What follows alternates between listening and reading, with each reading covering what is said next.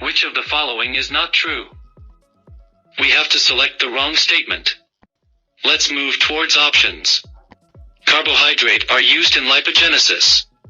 Lipogenesis is the conversion of extra carbs into fatty acids.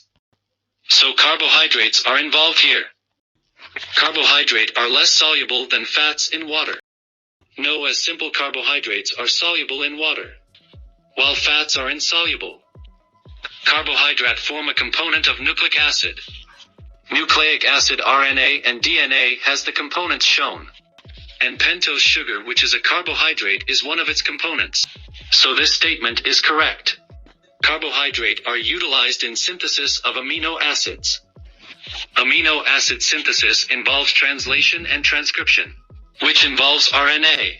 RNA has ribose sugar, which is again carbohydrate. So this statement is also correct. And we have to find the wrong statement. Hence the only wrong statement is beta option.